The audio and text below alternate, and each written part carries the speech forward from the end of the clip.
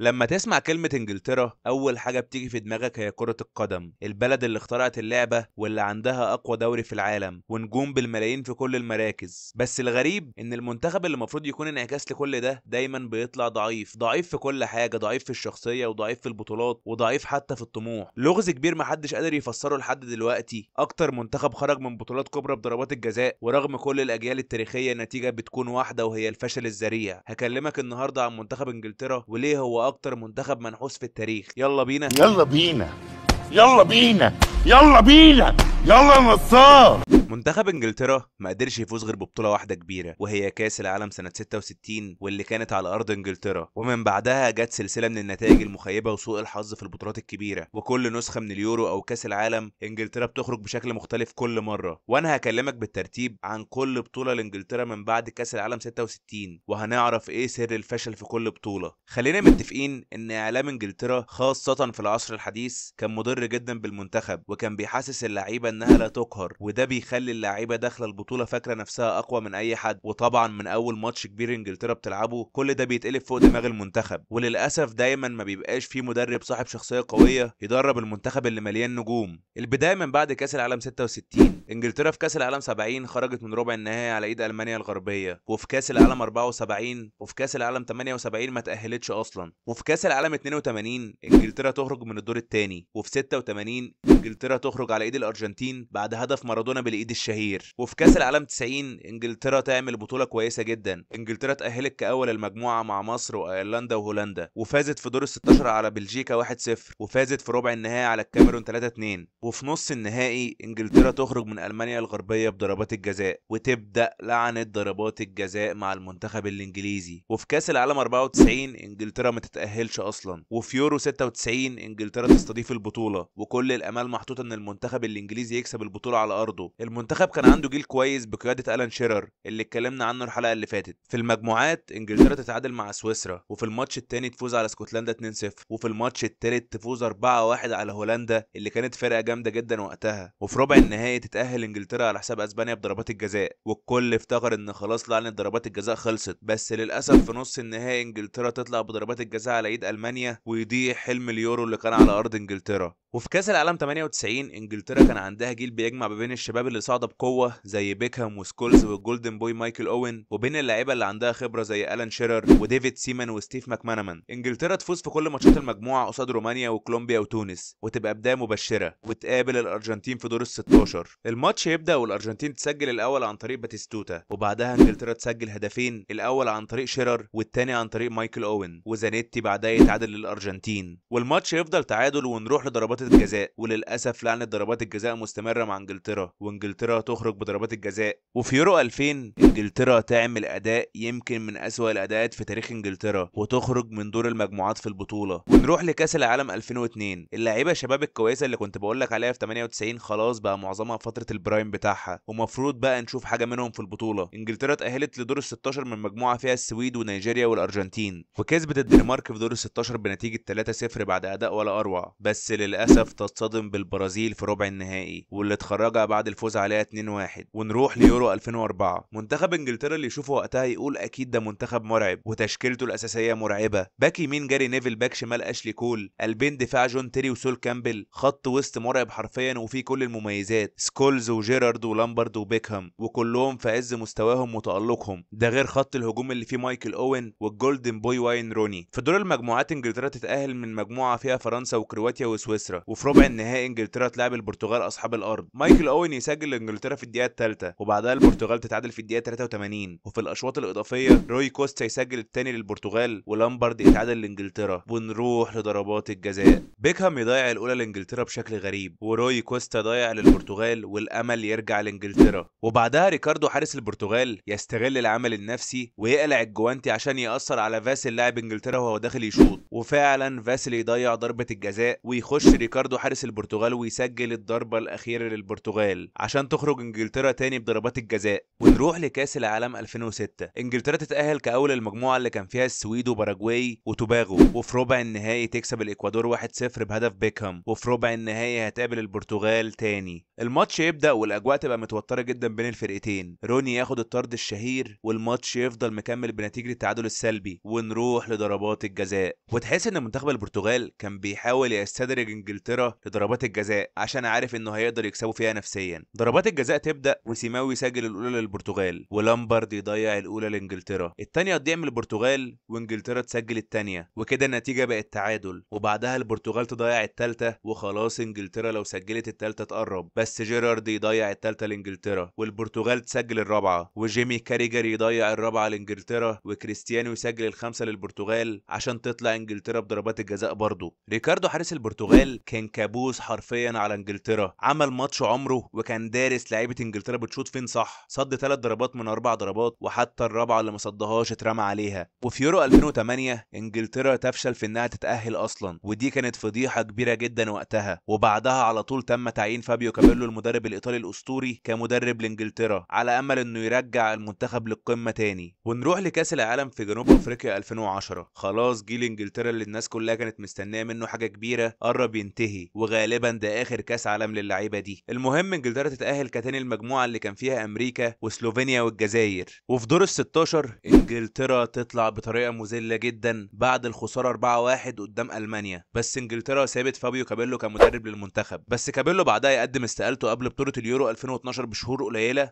وده بسبب المشاكل الداخليه اللي حصلت في المنتخب بسبب جون تيري. المهم الاتحاد الانجليزي عين روي هودسون مدرب للمنتخب، ونروح ليورو 2012. الجيل التاريخي يعتبر ما بقاش فاضل منه غير جيرارد وروني. انجلترا تتاهل كاول المجموعه اللي كان فيها فرنسا والسويد واوكرانيا، وفي ربع النهائي تقابل ايطاليا. الماتش يفضل 0-0، وطبعا ايطاليا بتستدرج انجلترا ضربات الجزاء، وفعلا تنجح في كده. تبدا ضربات الجزاء واشلي كول واشلي يونج يضيعوا لانجلترا، وطبعا انت اتعودت على الجمله خلاص. انجلترا تخرج بضربات الجزاء وتستمر لعنه ضربات الجزاء مع المنتخب الانجليزي. ونروح لكاس العالم 2014. طبعا انت تفتكر ان انجلترا خرجت بضربات الجزاء، هقول لك لا، انجلترا تخسر ماتشين وتتعادل ماتش وتخرج من دور المجموعات في كاس العالم لاول مره من كاس العالم 58. ونروح ليورو 2016. جيل جديد بدا يظهر فيه لعيبه كويسه زي هاري كين ووكر وستيلينج وديلي الي. انجلترا تاهلت من دور المجموعات، بس كانت المفاجاه في دور ال 16 انجلترا تخرج من ايسلندا بنتيجه 2-1،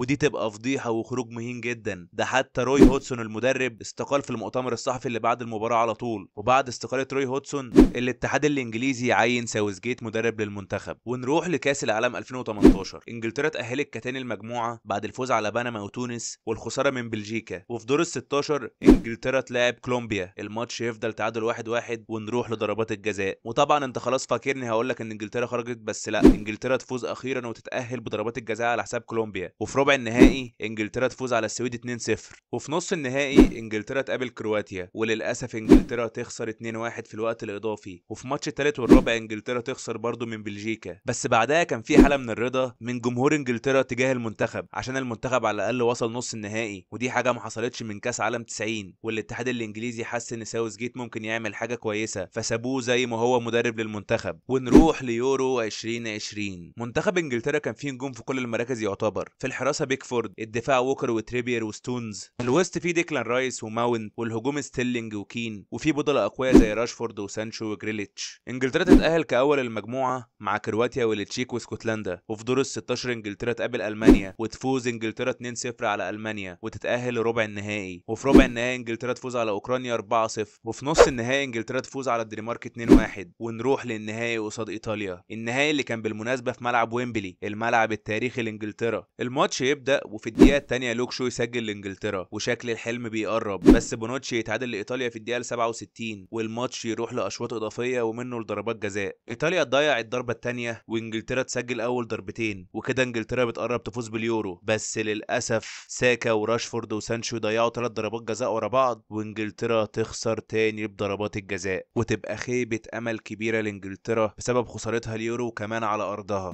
ونروح لكاس العالم 2022. انجلترا تتاهل كاول المجموعه مع امريكا وايران وويلز، وتفوز على السنغال في دور ال 16، بس للاسف تخرج من فرنسا في ربع النهائي. ونروح ليورو 2024. جيل تاريخي بمعنى الكلمه لانجلترا، هاري كين، بوكايو ساكا، جود بلينجهام، ديكلان رايس وماركوس راشفورد، وناس تانية كتير طبعا. انجلترا تتاهل كاول المجموعه مع الدنمارك وسلوفينيا وصربيا، وتفوز على سلوفاكيا في دور ال 16 بنتيجه 2-1، وتتاهل على حساب سويسرا في ربع النهائي النهائي بضربات الجزاء، وفي نص النهائي تفوز على هولندا 2-1 وتتأهل انجلترا للنهائي للمرة الثانية على التوالي. يبدأ النهائي ونيكو ويليامز يسجل الهدف الأول لأسبانيا في الدقيقة 47، وبعدها بالمر البديل يتعادل لإنجلترا في الدقيقة 73، وأويارزابالي يسجل هدف قاتل لأسبانيا في الدقيقة 86، وأسبانيا تفوز على انجلترا، وانجلترا للأسف تخسر اليورو للمرة الثانية على التوالي. وللأسف انجلترا تستمر في تخيب الآمال، وطبعا بعد البطولة دي تم إقالة ساوثجيت، وبعدها تم تعيين توماس توخيل مدرب لانجلترا على أمل إنه يقدر يحقق كأس العالم 2026. منتخب انجلترا هو لغز من ألغاز الكورة اللي محدش قادر يفهمها لحد دلوقتي. يعني أقوى دوري في العالم وكم من النجوم دي والمنتخب برضه ما بيعملش حاجة. أكتر منتخب كان محطوط عليه آمال كبيرة وللأسف خيب الآمال، ما قدرش يستغل الجيل التاريخي وخرج من كل البطولات الكبرى بطرق غريبة. وفي النهاية قول لي من وجهة نظرك ايه اسباب فشل المنتخب الانجليزي؟ ولو الفيديو عجبك ما تنساش اللايك والاشتراك وتفعل زر الجرس، وقول لي تحب اتكلم عن مين الحلقة الجاية.